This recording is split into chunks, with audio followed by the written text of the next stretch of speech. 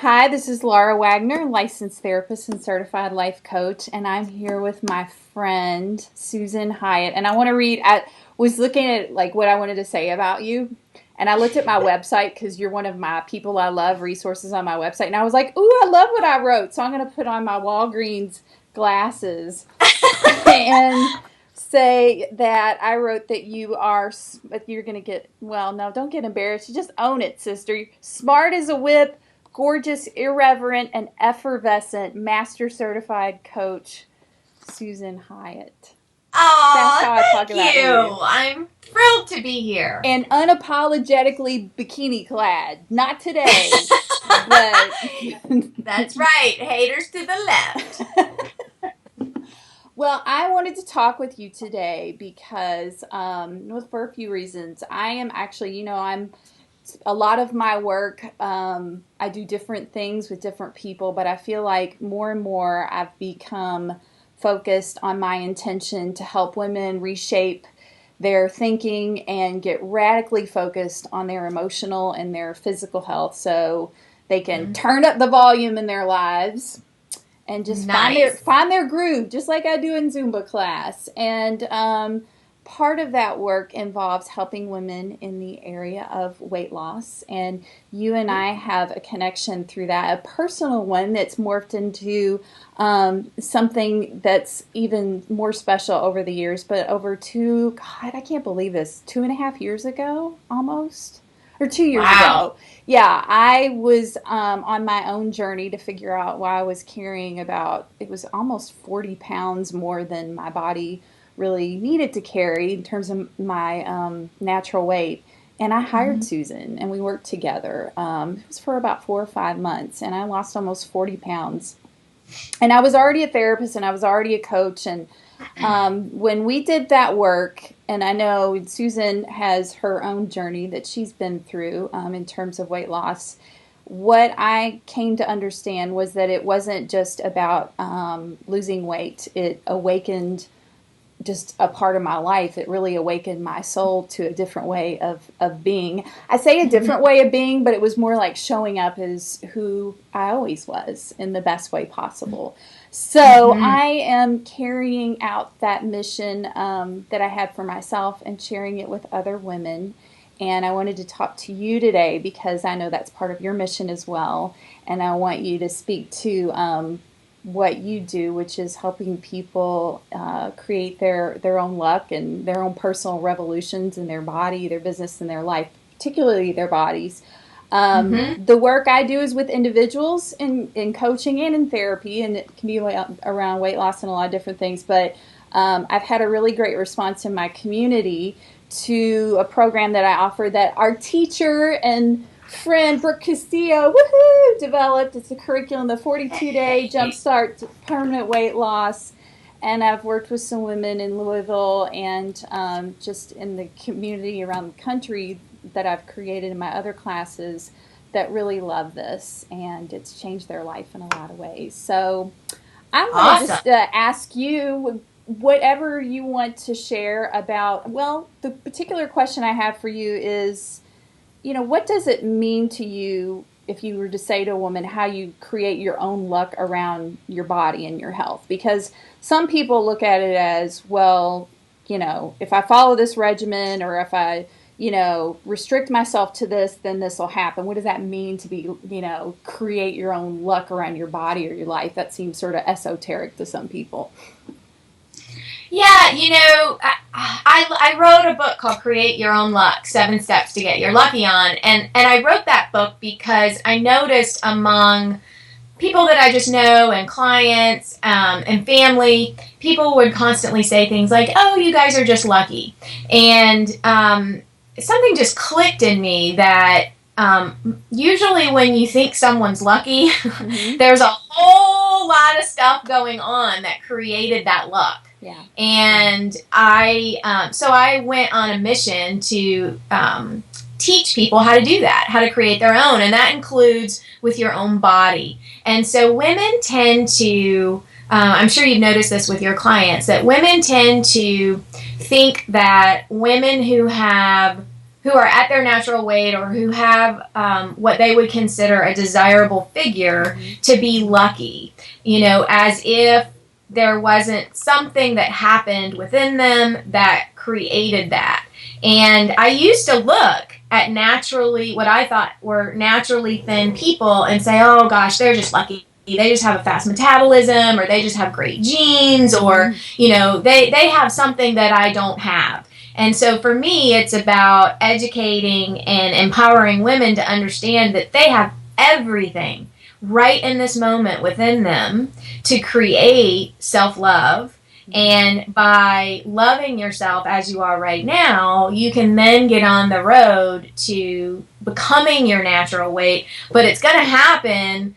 Yes, it's going to be about probably moving your physical body more. And yes, there will probably be some discussion about, are you paying attention to how certain foods feel in your body? But it's never about deprivation. It's never about extremism. It's never about, did you properly package up your carrot sticks and your cucumber slices today? My message is much more about, how can you dip your toe in the water of who you really are? And once you start doing that, the weight lets go of you. I love that. One thing you said, oh shoot, what was it? There was something you said before you talked about the carrots and the cucumbers. I know what it is. It's the whole idea of that sense of that self-love, cultivating that self-love and that measure of self-acceptance. And I think when some people hear that, some women hear that, and I've encountered this with women I've worked with, and we worked through it, but I want to hear your thoughts on it. They think it's sort of code for to hell with it, or what, so I've got to be, this is it for me, that kind of thing, like giving up. And it's not that at all. No, I mean, I wrote a blog post once that talked about the difference between letting yourself go and letting yourself be. And there's a really big difference, because letting yourself go is actually about ignoring yourself. And, the forget it, I'm just going to, eat all these Snickers bars and lay on the couch and binge on Netflix. And this is all there is for me. And it's giving up on yourself and letting go of what's possible for you. Right. Letting yourself be is about cutting yourself some slack and giving yourself some loving attention. But don't mistake that for being lazy. It's about letting yourself off the hook of these perfectionist standards, but it's also about, asking yourself some questions like, what would it feel like for me to actually move my body in a way that was fun? And what would it be like for me to just, for my breakfast, pick something that might give me some more energy instead of make me want to take a nap before I get to work? And so, and I hear you. I hear that a lot from clients, that they're confusing self-love with the F-it mentality, and it's the opposite of that. Yeah, and I think what I've heard from the women I've worked with and people who would be curious about, well, what is this process like? What are we talking about? And these are some of the things we would be talking about. What does self-love mean? What does acceptance mean? What does that look like? And you gave some really good examples of what that looks like in everyday life, what your choices are for how you move your body for breakfast. I can remember having some kind of email exchange back and forth with you because I was having so many problems, and I was kind of bummed out on a certain kind of exercise. And I was like, I don't know how I want to move my body, and, really going on a journey to figure out what that looks like for me. And I hadn't really given it that kind of attention before. But I think a key to this work that I notice for a lot of women, and it can be, I always tell the women it's rich and it's awesome, amazing work. People want easy, and I don't want to say this, it doesn't have to be a struggle. That's what we're all about. It's not struggle, but it is work. It is looking at yourself. And a lot of times I hear the women in my groups say, I'm paying so much attention to myself. Almost apologetically, they'll say that, or like they're kind of frustrated by it when they're shining a light on, what comes up when they're not turning to food. But I think you and I have experienced personally, professionally, the really great stuff that can come up when you shine a light on those things. And I think I spoke to that near the beginning of our conversation, is that once your body releases that weight, it can open you up energetically to all kinds of possibilities. Yeah, I mean, I just remember when I went through my own weight loss journey that was really similar to yours. I mean, I was about 35 pounds over my natural weight, and I remember feeling in my mind like I had somehow created much more time in my day.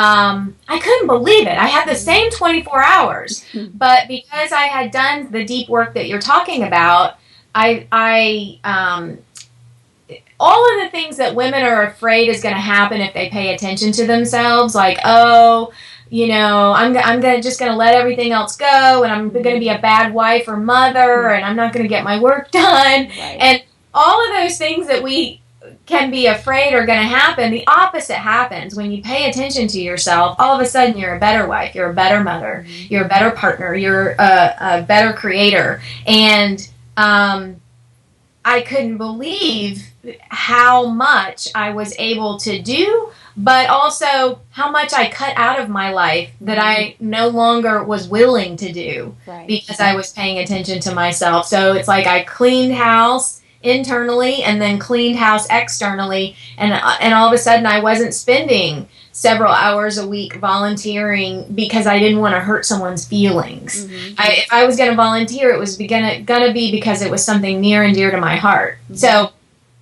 I think that self-love and paying attention to ourselves is paramount to all of it for women. Yeah. And I find that the women that I attract, or whose interest is piqued by this, they're usually women. There's no disordered eating or anything that's an extreme. That, I mean, that would be working with me in another way. But it's almost always the case that if I have it in a group situation, that on the call we'll sort of do a round robin, or in person, everyone will go around and say, I'm not paying attention to myself, or I've lost myself in some way, and it's manifested itself in this excess weight. And they know why they're there, to do the work, and they know too that it is about more than the weight, that there's something else. And that's why, I always say it's for women who feel like, well, they've tried everything, they've starved themselves, they've restricted, they've done, and doing things like Weight Watchers and things like that. I always tell people that's, I think that's a great way to get some really good tools for how to eat, and portions, and different ideas if you're not sure what to eat. But oftentimes what I find is these are women that we know what to do.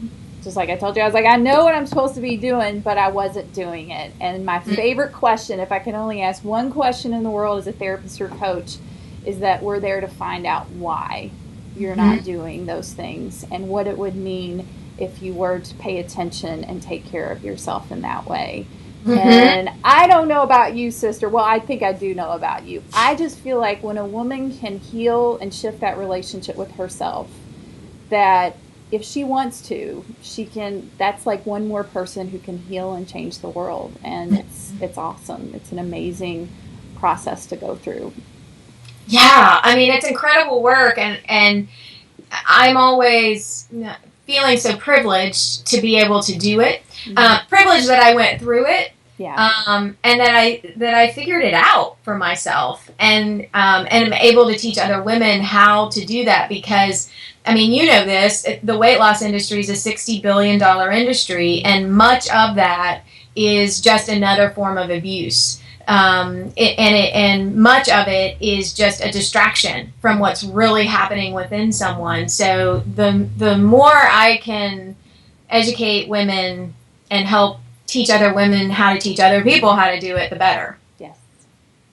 Thank you so much for sharing this with me and my people, because I'm your people and you're my people, and our people are all similar people. And I'm excited to have the next round of my group class come up in September. I always look at September as kind of like, it always sort of has a New Year's feeling to it because it's the last part of the year and school's starting. People are like, okay, gonna get new stuff, get your kids out in the world, get them back in their routines, and then doing something for yourself. And I just feel really honored to do the work and honored that that you came into my life and inspired me to do that. So thank you. Oh, well, I'm thrilled to have you in my life, and I know people who sign up for this are going to be really happy that they did because you are the bomb. Thank you, sister. Thanks. Right. Big love to you. Bye. Bye.